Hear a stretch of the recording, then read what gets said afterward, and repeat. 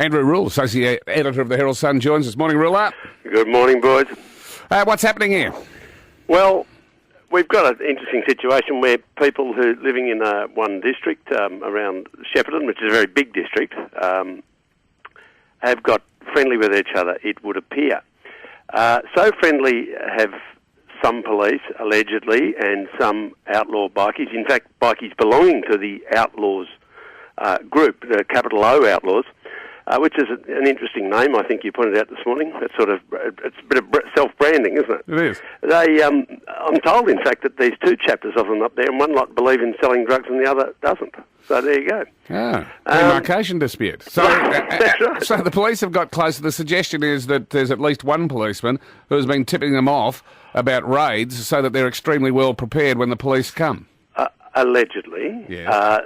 It's alleged that in possibly 8 occasions there have been search warrants issued, and when Plod goes out at 5 o'clock in the morning and knocks down the door with a 10-pound key, they not finding guns and drugs and mature marijuana plants and stolen property and broken up Harley Davidsons. They're finding sweet FA because the boys moved out the night before. Well, part of your article says that on one occasion, several mature cannabis plants vanished overnight. Well, presumably Plod got there and couldn't find any cannabis plants. How did he know that they were there in the first place to disappear overnight? Well, I believe they have information received, John. Yes. Would that be right? I think they must have had information received, but of course the information was flowing two ways. It's an information superhighway.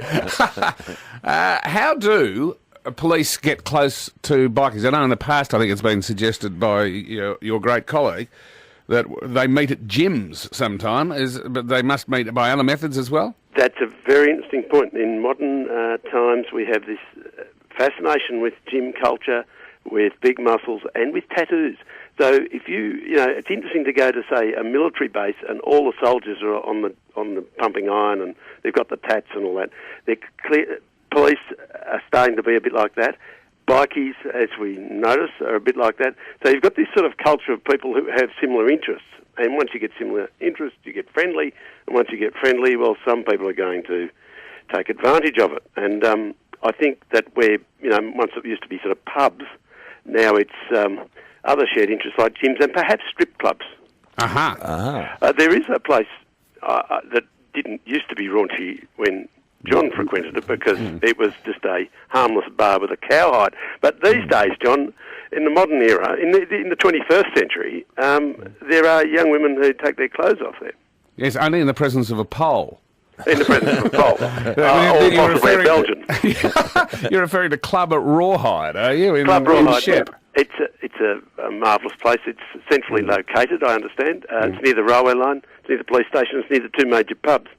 So people can get a skinful at the pub and then go down to Club Rawhide and have another drink. I was going to say the pun ends there. Ruler, that's a great story to be read on the front page of the Herald Sun today. How life, it's not quite rural life as envisaged by Henry Lawson or A.B. Patterson, is it? No, we know that A Fortunate Life came from... No, not A Fortunate Life. Such is life. Came from Shepparton, but no, it's a different sort of world up there now from the one that Joseph Furphy had, really. It's a funny old place, Shep. There's always been an interesting town because of the people that have gone there. I think we might have grown a lot of dope there in the past. And there's probably always been a bit of a suspicion about the big irrigation districts.